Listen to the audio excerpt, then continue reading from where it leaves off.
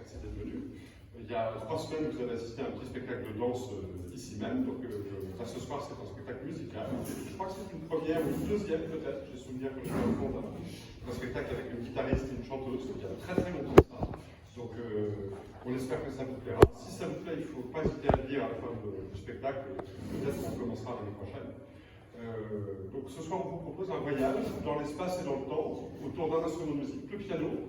Un voyage dans l'espace parce qu'on va naviguer sur plusieurs continents, l'Europe, la Russie, mais aussi l'Amérique du Sud. Et un voyage dans le temps parce que l'idée c'est de vous faire découvrir à travers 7 morceaux à la fois de la musique baroque et puis de progresser. Alors ce ne sera pas dans l'ordre évidemment, mais d'abord du baroque jusqu'au contemporain.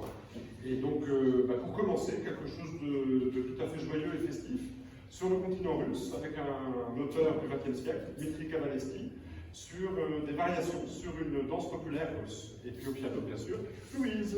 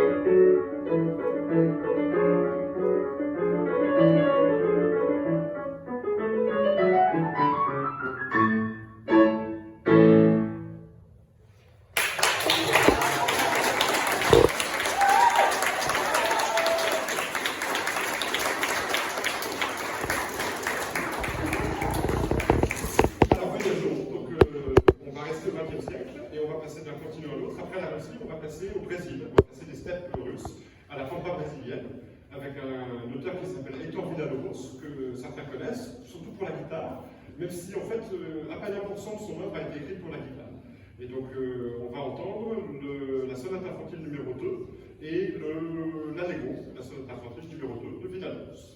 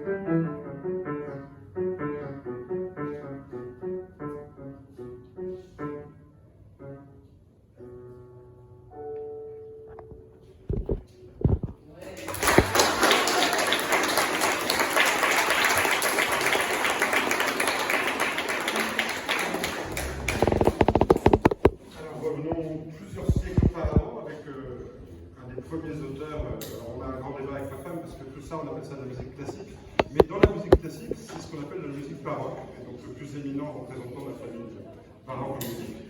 C'est dans la famille Bach, bien sûr, Jean-Sébastien. Alors on réclame votre bienveillance parce que c'est un morceau qui travaille seulement depuis le début des vacances, donc il sera peut-être pas complet, on verra bien. Mais voilà, donc c'est une fugue, comme toujours chez Bach, qui s'appelle une invention ici, c'est l'invention numéro 8 en Fa majeur. Et si vous prêtez l'oreille, vous avez un thème, et c'est ce qu'on appelle un canon renversé à l'octave. Vous avez le même thème, en avant, en arrière, et légèrement décalé. Invention numéro 8 en Fa majeur, Jean-Sébastien Bach.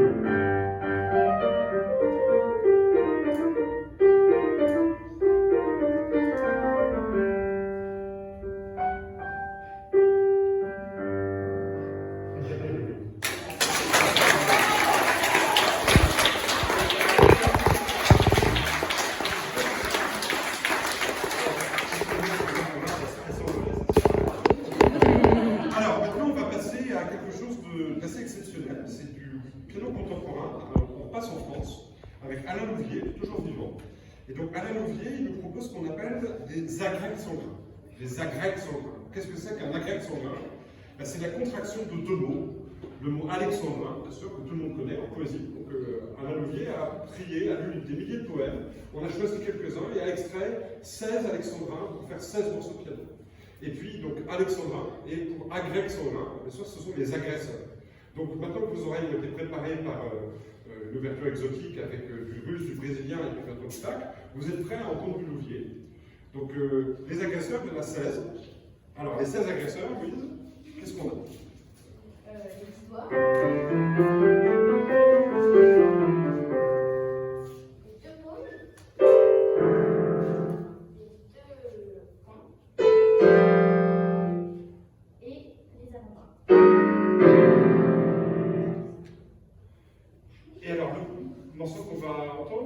J'ai toujours du mal à me souvenir de son nom, c'est La terre a tressailli d'un souffle prophétique. Et c'est extrait d'un poème de Gérard de Nerval, dans Les Chimères, qui s'appelle Delphica. Évidemment, je vais vous le lire, vous connaissez, je ne vais pas résister à l'envie de parler encore après. La connais-tu, Daphné, cette ancienne romance, au pied du sycomore ou sous les lauriers blancs, sous l'olivier, le myrte ou les saules de 30 ans, cette chanson d'amour qui toujours recommence. Reconnais-tu le temple, au péristyle immense, et les citrons amers de Saint-Primet étang, et la grotte, fatale aux hôtes imprudents, où du dragon vaincu dort l'antique semence. Ils reviendront ces dieux que tu pleures toujours. Le temps va ramener l'ordre des anciens jours. La terre a tressailli d'un souffle prophétique. Cependant, la Sibylle, au visage latin, est endormie encore sous l'arbre de Constantin. Et rien n'a dérangé de ces vers antiques.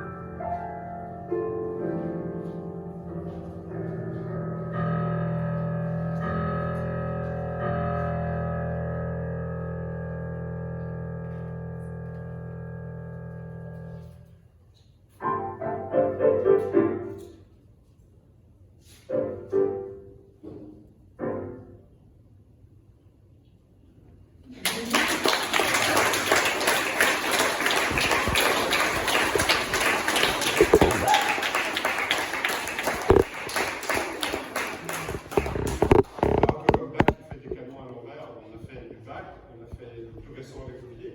On va revenir en arrière et on va passer cette fois-ci à la musique classique. Classique, alors pas avec Mozart, parce que ce serait trop facile, mais avec Joseph Haydn et avec de la sonate 13.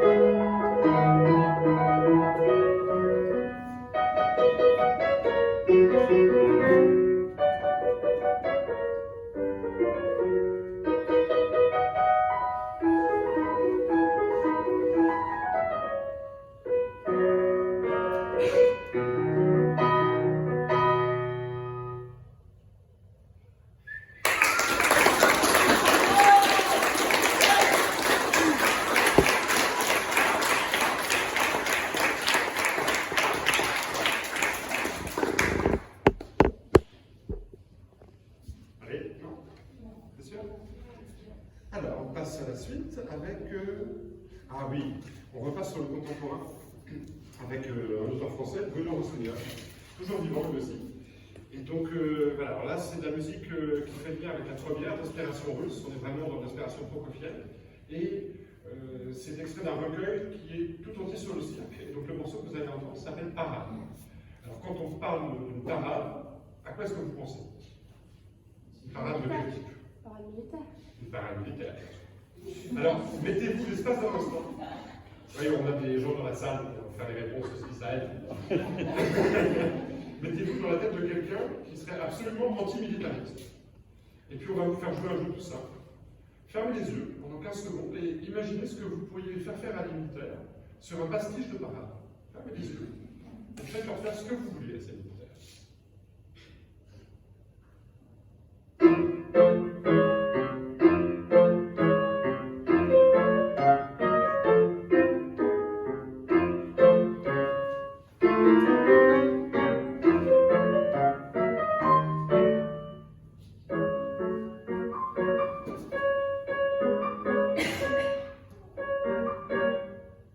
Tu vas le reprendre, ma chère Christine, c'est normal.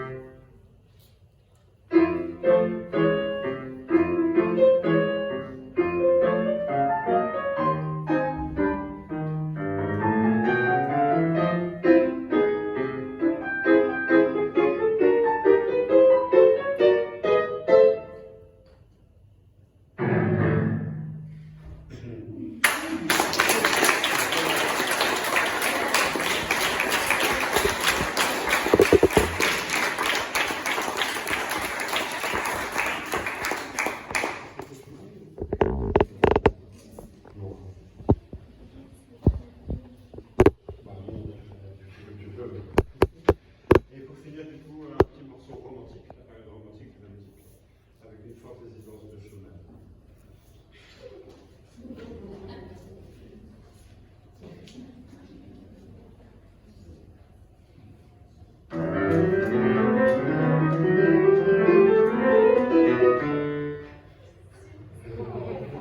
Le stress, c'est cool.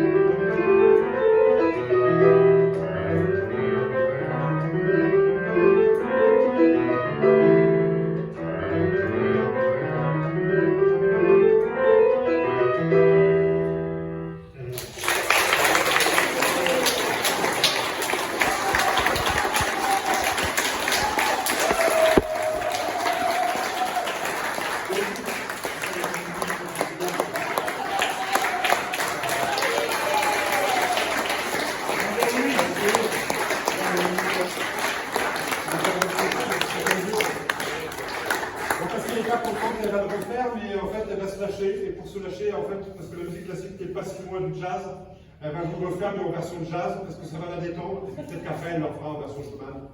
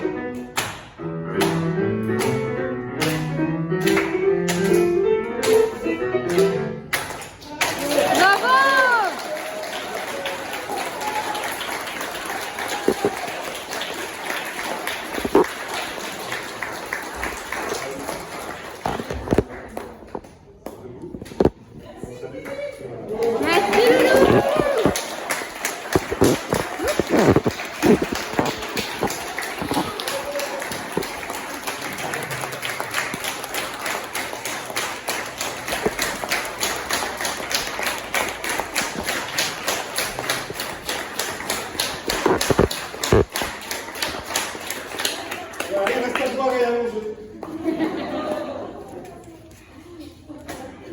Allez.